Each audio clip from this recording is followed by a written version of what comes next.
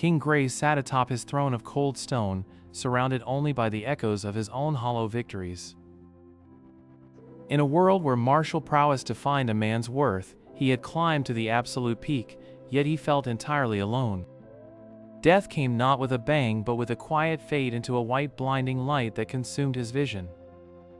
Consciousness returned to him as a chaotic swirl of muffled voices and warm claustrophobic sensations. The former king let out a sharp cry as he was suddenly thrust into a world of cold air and bright colors. He felt the gentle touch of a woman whose face radiated a level of love he had never known in his previous life. A large, boisterous man laughed loudly, declaring the child would be a great warrior just like his father. Arthur quickly realized that his memories of King Grey remained perfectly intact within his tiny infant mind. He observed his parents closely, learning that this new world was governed by a mystical force known as Manhwa. He spent his days in the crib, not playing with toys, but attempting to sense the energy flowing through the air. Drawing upon the key centering techniques of his past life, he began to pull the mana into his own body. The process was agonizingly slow, as his undeveloped meridians struggled to contain the raw power. Months passed, and Arthur successfully formed a small mana core within his solar plexus. His parents were baffled by their son's lack of crying and his strange habit of staring at the library walls. Once he learned to crawl, Arthur made a direct path for the dusty books on mana theory and history. He discovered that mages in this world were categorized by their ability to manipulate the environment or their own bodies. Arthur decided he would become a dual-type mage, a feat rarely seen among even the most talented nobles. He began performing exercises disguised as toddler play to strengthen his physical vessel. Reynolds noticed his son's unusual physical coordination and began teaching him basic combat stances. For the first time, the former king felt the warmth of a family that loved him for who he was, not just his power. However, the peace was interrupted when Arthur felt his mana core reach a critical point of saturation. He had accumulated too much mana for his young body to handle, and the energy began to leak out uncontrollably. Alice rushed into the room, sensing the massive fluctuation of elemental energy emanating from her son. Reynolds followed close behind, his eyes widening as he saw the furniture beginning to levitate. Arthur gritted his teeth, desperately trying to compress the mana back into his core before it exploded. The air grew hot and cold simultaneously as fire and ice particles flickered into existence around him. A sudden shockwave of pure force erupted from his body, shattering the windows of the Leywin estate. Arthur felt his consciousness slipping as the strain of the awakening tore at his very soul. Reynolds stood in the wreckage, realizing his 3-year-old son had just undergone a mana awakening. Alice gathered the unconscious Arthur in her arms, her hands trembling as she checked his breathing. To their surprise, the boy's core was not only intact, but was shining with a brilliance they had never seen. News of the Prodigy's awakening spread slowly, but the Leywins knew their lives would never be the same. When Arthur finally woke, he was greeted by the sight of his father and mother waiting by his bedside. Reynolds explained that they would need to travel to the capital city to find a proper mentor for his talent. The prospect of seeing the wider world excited Arthur, as he knew his journey had only just begun. They began packing their belongings, preparing for a long trek through dangerous mountain passes. Unknown to them, a group of bandits was already tracking the Leywin family's movements from the shadows. Arthur looked back at his partially destroyed home, a symbol of the power he now wielded. As the wagon rolled toward the mountains, a sudden, chilling wind swept across the path. Arthur felt a presence far more ancient and powerful than any human watching him from the highest peaks. A terrifying scream echoed through the canyon, followed by the sound of steel clashing against steel. In the chaos, the ground beneath Arthur's feet began to tremble, as if responding to a hidden command. As he tumbled into the darkness of a deep ravine, a voice whispered in his mind, welcoming him to his destiny. The wind howled through the narrow mountain pass as the carriage rattled along the treacherous cliffside. Arthur looked at his mother, noticing the way her hands trembled as she clutched her necklace. He knew the path to the capital was plagued by bandits, and their guard was dangerously thin. A sudden explosion of magic rocked the ground, throwing the horses into a violent panic. Bandits emerged from the rocky crags, their faces twisted in greedy anticipation. Arthur's father, Reynolds, leaped from the carriage and drew his blade with a thunderous roar. Arthur immediately began circulating mana, feeling the familiar warmth flowing through his veins. He cast a shield of air around his mother just as an arrow shattered the window. The skirmish turned into a bloodbath as the bandits' leader unleashed a powerful fire spell. In the chaos, the carriage tilted toward the edge of the crumbling cliff. Arthur pushed his mother toward the stable ground, using every ounce of his strength. The ground gave way beneath him, and he felt the weightless horror of the fall. He saw his father's reaching hand vanish into a speck as the darkness swallowed him. Everything went black for what felt like an eternity until a soft, rhythmic thrumming woke him.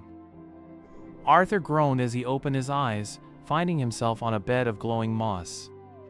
Above him loomed a creature of myth, its scales reflecting the colors of a dying nebula. The dragon did not attack, but instead blew a warm breath that smelled of ancient forests. A voice resonated directly within his mind, calling him by a name he hadn't used in this life. Sylvia explained that she had been watching him, sensing the soul of a king within a child. She revealed a horrific wound on her side, festering with a dark, corrosive energy. Arthur tried to use his healing magic, but the dragon gently stopped him with a claw. She knew her time was short, and that her pursuers would soon find this sanctuary. For months, Sylvia taught Arthur the true nature of mana, far beyond the basics of his home. He learned to feel the heartbeat of the world through the dragon's ancient wisdom. One evening, the air grew cold and the birds outside fell silent as a dark presence approached. Sylvia knew the Vritra had found her, and she could no longer hide. She pushed a shimmering orb of golden light into Arthur's chest, her beast will. Arthur screamed as the immense power began to rewrite his very mana core. Sylvia whispered her final goodbye, telling him to survive and find the elves.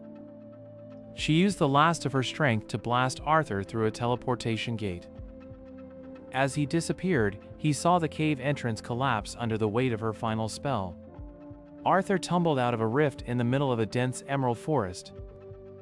His body felt heavy, the dragon's will pulsing like a second heart within him. A sharp rustle in the bushes nearby made him snap his head to the side. A group of slave traders emerged, dragging a young elven girl in chains.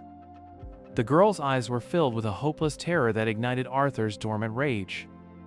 Without a word, he stood up, his mana fluctuating with the new, draconic power. The slave traders laughed at the small child, unaware they were facing a former king. In a blur of speed, Arthur closed the distance, his hands wreathed in lightning and fire. He would save this girl and find a way back to his family, no matter who stood in his way. But as the last trader fell, a massive shadow loomed over the forest, and a deep guttural growl echoed from the trees. Arthur crouched low in the brush as the growl of the slave traders echoed through the damp forest. He spotted a young elven girl with silver hair bound in heavy iron chains. The bandits laughed as they prodded their captive with a rusted spear tip. Recalling Sylvia's final sacrifice, Arthur felt a surge of cold mana stabilize within his core. He lunged forward like a blur of light, catching the nearest guard completely off balance. A single precise strike with a mana-infused hand sent the bandit flying into a tree trunk.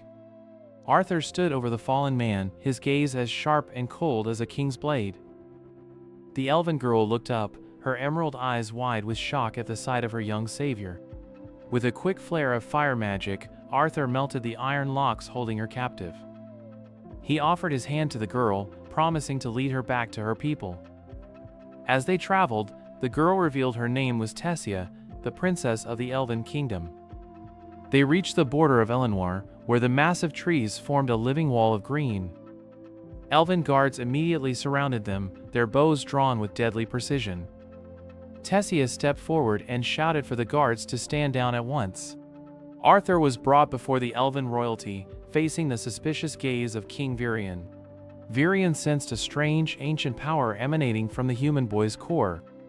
After hearing the story of the rescue, the king's suspicion turned into a sharp interest.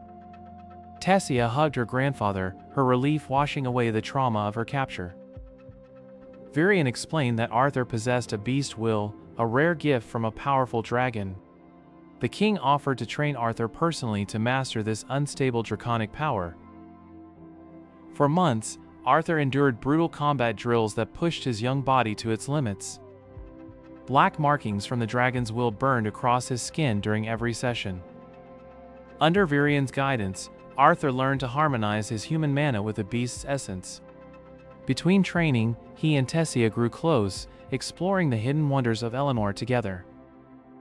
They discovered ancient ruins buried deep within the forest's heart. Varian challenged Arthur to a final duel to test his progress as a beast tamer. Arthur unleashed the first stage of his dragon's will, his eyes turning a piercing violet. Even the veteran Elven king had to use his full strength to parry the boy's strike. Varian declared that Arthur was ready to return to the world of men as a true mage.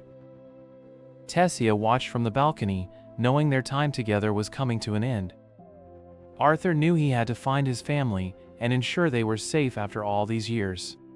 On the day of his departure, Tessia gave him a small leaf-shaped pendant as a parting gift. He promised her that they would meet again at the Royal Academy in the future. The journey back across the continent felt shorter now that he possessed such power. He finally reached the town where his family was rumored to be staying. Arthur walked through the city gates, his heart racing faster than it ever had in battle. He saw his mother standing in front of a small house, looking older and more tired. When she recognized her son, she dropped the basket of clothes in pure disbelief. They embraced in the street, the long years of separation finally coming to an end. His father and sister rushed out of the house, joining the tearful reunion with shouts of joy. That night, they sat around the table, and Arthur shared stories of dragons and elven kings. He knew his journey was just beginning, but he finally had something worth fighting for. To support his family and grow stronger, Arthur decided to register as a professional adventurer. He donned a mask and a new name, Note, to hide his true identity from the world. With his past as a king and his future as a mage, Arthur Leywin stepped into the guild to claim his destiny.